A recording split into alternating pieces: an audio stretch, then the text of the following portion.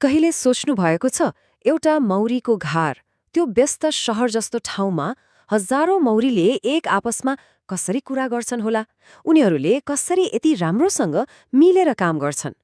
खैर उनीहरूको आफ्नै एउटा गोप्य भाषा छ आज हामी मौरीको त्यही रहस्यमय भाषा जुन उनीहरूको नाचमा लुकेको छ त्यसको बारेमा कुरा गर्नेछौं ल सुरु गरौं है त ल एउटा कल्पना गरौँ एउटा सानो मौरी उड्दै उड्दै गयो र उसले मिठो रसले भरिएको फूलै फूलको बगैँचा भेटायो अब उसले यो खबर यो खजानाको लोकेसन आफ्नो घारमा बोकाएर बसेका हजारौं साथीलाई कसरी बताउँछ त के उसले कुनै नक्सा बनाउँछ वा कुनै गोप्य सङ्केत प्रयोग गर्छ हो यही प्रश्नले नै हामीलाई मौरीको सञ्चारको अनौठो दुनियाँमा पुर्याउँछ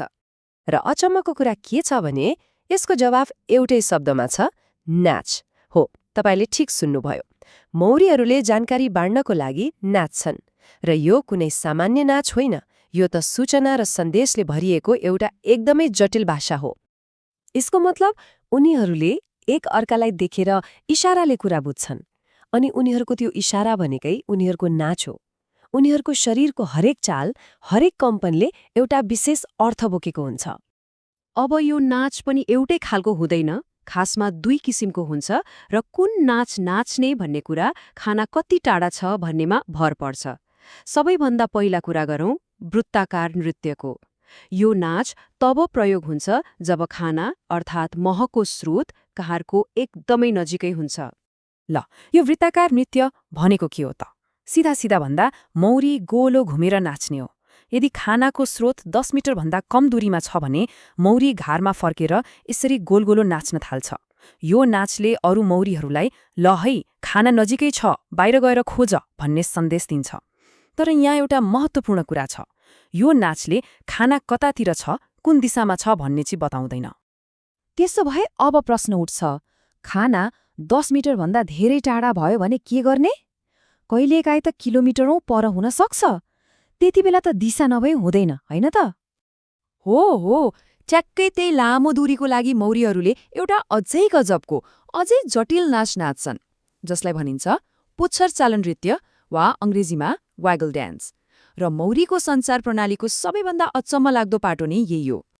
अब हेर्नुहोस् है यी दुई नाचमा फरक एकदमै प्रष्ट छ वृत्ताकार नृत्य 10 मिटरभन्दा कम दूरीको लागि जसले दिशा बताउँदैन अनि यो पुच्छर चालन नृत्य यो चाहिँ 10 मिटरभन्दा टाढाको लागि र यसको सबभन्दा ठूलो विशेषता नै के हो भने यसले दिशाको एकदमै सटीक जानकारी दिन्छ स्रोतले पनि यही कुरालाई जोड दिएको छ कि यस खालको नृत्यमा दिशाको सूचना समेत हुन्छ सुन्दा सामान्य लाग्ला तर एकपटक सोच्नुहोस् त एउटा सानो किराले आफ्नो नाचबाटै किलोमिटरौं टाढाको ठाउँको नक्सा बनाइदिँदैछ यो त प्रकृतिको चमत्कार नै भयो नि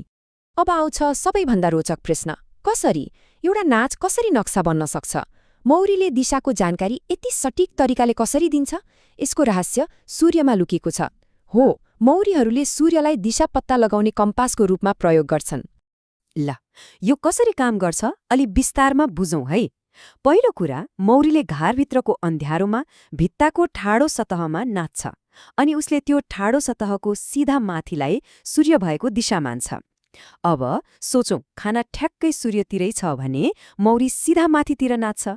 अनि यदि खाना सूर्यको ठ्याक्कै उल्टो दिशामा छ भने हो ऊ सिधा तलतिर नाच्छ र सबैभन्दा गजबको कुरा त यदि खाना सूर्यसँग कुनै एंगलमा छ मानौ 60 डिग्री दायाँतिर भने मौरीले आफ्नो नाच पनि त्यही ठाडो लाइनबाट ठ्याक्कै 60 डिग्री दायाँतिर ढल्काएर नाच्छ यो त साच्चीकै एउटा जिउँदो कम्पस जस्तै भएन र त्यसैले यो कुनै सामान्य नाच मात्रै होइन यो त एउटा जीवित साङ्केतिक नक्सा हो जुन नाचको माध्यमबाट तयार हुन्छ यसले दूरी दिशा अनि खाना कत्तिको राम्रो छ भन्ने जस्ता जटिल जानकारीहरूलाई एउटै नाचमा समेट्छ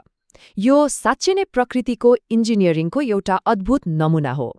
मौरीको यो गोप्य भाषाले हामीलाई प्रकृतिबारे गहिरिएर सोच्न बाध्य बनाउँछ हाम्रो वरिपरि जनावरहरूको दुनियाँमा यस्ता अरू कति आश्चर्यहरू लुकेका होलान् अब अर्को पटक कुनै मौरीलाई फूलमा देख्दा याद गर्नुहोला तपाईले सायद एउटा कुशल सञ्चारवेदलाई हेरिरहनु भएको छ जसले आफ्नो नाचबाट पुरै कथा सुनाइरहेको हुन सक्छ